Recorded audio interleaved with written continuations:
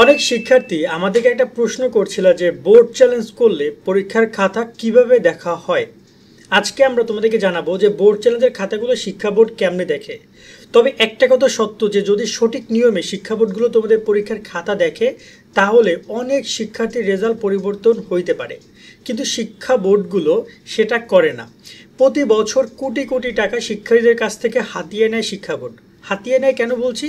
কারণ শিক্ষার্থীরা board challenge করে, তাদের রেজাল্ট চেঞ্জ হয় নাই, যার কারণে সেটা তো এক প্রকার শিক্ষা বোর্ডের হাতিয়ে নেওয়াই বলা হয়, তাই না? কারণ দেখা যায় যে ধরুন যদি 1 লাখ শিক্ষার্থী অ্যাপ্লাই করে 300 টাকা করে, তাহলে কত হয়? 3 কোটি টাকা হয়, তাই না? 3 কোটি টাকা যদি রেজাল্ট পরিবর্তন হয় ধরুন যে 1000 জনের বা 2000 জনের বা 5000 জনের, তাহলে এই যে বাকি যে 95,000 তাদের টাকাগুলো শিক্ষা বোর্ড কি মেরে দিল না এক প্রকার? কারণ তাদের বোর্ড চ্যালেঞ্জ তো চেঞ্জ, রেজাল্ট তো চেঞ্জ হয় না। এখন এই জায়গায় শিক্ষা বোর্ড কীভাবে পরীক্ষার খাতাগুলো দেখে? দেখো, নর্মালি বোর্ড চ্যালেঞ্জের খাতাগুলো দেখার জন্য শিক্ষা মন্ত্রণালয় ঠিক ওরকমভাবে কোনো নীতিমালা প্রকাশ করে না যে এভাবে খাতাগুলো মূল্যায়ন করা হয়। তবে এই পরীক্ষার খাতাগুলো থাকে প্রধান পরীক্ষকদের নিকট। তোমাদের খাতাগুলো এখনও আছে প্রধান পরীক্ষকদের নিকট। তারা এই খাতাগুলো প্রধান পরীক্ষকদের নিকট থেকে বোর্ডের কাছে নেবে। এক্ষেত্রে প্রধান পরীক্ষকরা কোনো প্রকার সংশোধন করতে পারবে না। লাইক তারা এখন খাতাগুলো ধরুন নাম্বার যেটা আছে সেটাই রাখতে হবে, কোনোটা চেঞ্জ করতে পারবে না। তারা খাতাগুলো বোর্ডের কাছে পাঠাবে। তোমরা যে সকল বিষয়ে বোর্ড চ্যালেঞ্জ করেছো সেই খাতাগুলো বোর্ড যখন হাতে পাবে তখন তারা সেই খাতাগুলো মূল্যায়ন করা শুরু করবে। এইখানেই মূলত সবচেয়ে বেশি সমস্যা। আমার মনে হয় যে এখানে একটা স্পেশাল শিক্ষকদের টিম বানিয়ে শিক্ষার্থীদের খাতাগুলো ভালোভাবে মূল্যায়ন করাইলে তাহলে অনেক অনেক শিক্ষার্থীর রেজাল্ট পরিবর্তন হইতে পারে। আমরা এটা নিয়ে গতকালকে একটা ভিডিওতে কথা বলেছিলাম, সেই ভিডিও দেখলাম অনেক ভিউ হয়েছে আমাদের ফেসবুকে। আমি তোমাদেরকে পরামর্শ দিব, তোমরা লাগলে ফেসবুকে কথা বলে আওয়াজ তোলো যে বোর্ড চ্যালেঞ্জের খাতাগুলোর জন্য তারা গুরুত্ব সহকারে দেখে। কারণ অনেক শিক্ষার্থী টাকা খরচ করে কষ্ট করে বোর্ড চ্যালেঞ্জ করেছে, তাদের খাতাগুলোর জন্য মূল্যায়ন সঠিকভাবে হয়। এখন বোর্ড কিভাবে মূল্যায়ন করে এটা নিয়ে যদি আমরা দেখি, অনেকের একটা ধারণা যে বোর্ড মনে হয় 70কে 80 বানায় দেয়, 79কে 80 বানায় দেয়, 78কে 80 বানায় দেয়, এরকম অনেক নিয়মকানুন করে। আসলে এক্স্যাক্টলি তা না। কি করে তারা? মূলত পরীক্ষার খাতাগুলো তারা যখন পায় শিক্ষকদের নিকট থেকে তখন তারা খাতাগুলো আগে তারা চেক করেন ওএমআরটা, রোল নাম্বার, রেজিস্ট্রেশন নাম্বার এবং তোমার যে প্রাপ্ত নাম্বার একটা ঘর থাকে ওএমআরে সেটা তারা চেক করে, এবং তোমার নাম্বারগুলো যে কোন সৃজনশীলে কত নাম্বার পাইছো সেইগুলো তারা যে লিখেছে সেগুলো তারা চেক করে যে সব ঠিক আছে কিনা, ওএমআর পেজে কোনো সমস্যা আছে কিনা। যদি কোনো সমস্যা থাকে তাহলে ওইখানে ওইটা তারা সমাধান করবে অবশ্যই। যদি সমস্যা না থাকে তাহলে তারা ওইটা কী করে, মুভ করে সামনে। অনেক শিক্ষার্থী গত বছর আমরা বোর্ড চ্যালেঞ্জের রেজাল্টে দেখেছি যে তোমার ফেল করেছে, তাকে পরবর্তী দিয়ে দেওয়া হয়েছে A+। সমস্যা কোথায়? সমস্যা হচ্ছে ওএমআরে। কারণ শিক্ষক ওএমআরে ভুল করে তার নাম্বারই লেখে নেয়, তার পরবর্তী সেটা কি আসছে, ফেল আসছে। তো পরবর্তী দেখা গেল যে সে A+ পাইছে। তো বিষয়টা বুঝছো যে শিক্ষা বোর্ড শিক্ষকদের অনেক ভুল কিন্তু আছে, তো গুরুত্ব সহকারে দেখেন, আবছা আবছা দেখে। যদি সবগুলো খাতা গুরুত্ব সহকারে দেখে অনেক অনেক ভুল বেরোবে, অনেক অনেক ভুল বেরোবে। ওকে, গেল এই একটা পেপার যেখানে ওএমআরটাকে মূল্যায়ন করা হয়।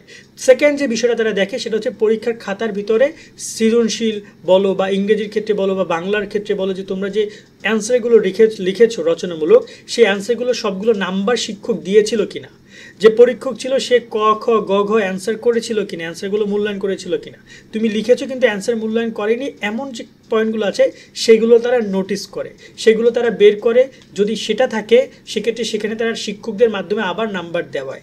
এক্ষেত্রে অনেকেরই দেখা যায় শিক্ষকরা যেমন ধরনের যে এটা কাগজ আছে, এখানে তারা কি করে, এই যে কাগজটা, এই পৃষ্ঠা তুমি এটা কিছু লিখেছো, তুমি এই পৃষ্ঠায় কিছু একটা লিখেছো, কিন্তু আবার একটা অন্যটা পৃষ্ঠার এইটুকুতে তুমি একটা অ্যান্সার লিখেছো, ক বা খ লিখেছো, কিন্তু সেটা শিক্ষক নোটিস করে নেয়।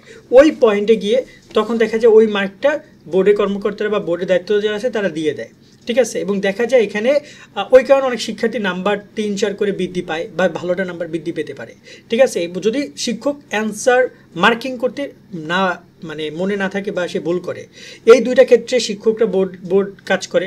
3 নম্বর যে বিষয়, খাতার মধ্যে যে নাম্বার, ধরো যে এখানে তুমি একটা সৃজনশীল লিখেছো, এক মার্কের যে ক মার্ক যেটা আছে সেখানে তুমি 1 পাইছো, ক্ষয় 2 পাইছো, গয়ে তুমি কত পাইছো, তো 2 পাইছো, ঘ নম্বরে 3 পাইছো, এই যে তুমি টোটাল প্রায় 9 মার্ক পাইলা বা 8 মার্ক পাইলা, এই যে নাম্বারটা যোগ করে এরকম কিন্তু তোমার পুরো একটা সৃজনশীল একটা পরীক্ষার খাতায় প্রায় 6টা 7টা সৃজনশীল লাগে, মানে অনেকগুলো নাম্বার যোগ করতে হয়। তো এই নাম্বারগুলো শিক্ষা বোর্ডের কর্মকর্তারা আবার যোগ করে। এখানেও অনেক ভুল আছে, অনেক শিক্ষা বোর্ডের কর্মকর্তাদের গুরুত্ব দেয় না। দেখা যায় ওএমআর পাইছে, ওএমআর রিট ক্লিয়ার পাইছে, তারা বলে হ্যাঁ এটা ঠিক আছে, কিন্তু ভিতরে যদি আরও মানে হিসাব করে দেখা যায় অনেক রেজাল্টই এরকমের নাম্বারজনিত ভুল শিক্ষকরা করে। কারণ শিক্ষকরা ম্যাক্সিমাম তার ওয়াইফরে দিয়ে, তার বাচ্চারে দিয়ে এই খাতাগুলোর নাম্বারগুলো যোগ করায়, যেখানে অনেক ভুলের কারণে অনেক শিক্ষার্থী নাম্বার মিসিং থাকে। মানে সে পাইছে ধরুন যে 60, বাট তার চলে আসে 55, কারণ একটা সৃজনশীলের মার্ক বা একটা পৃষ্ঠার মার্ক আসে নাই।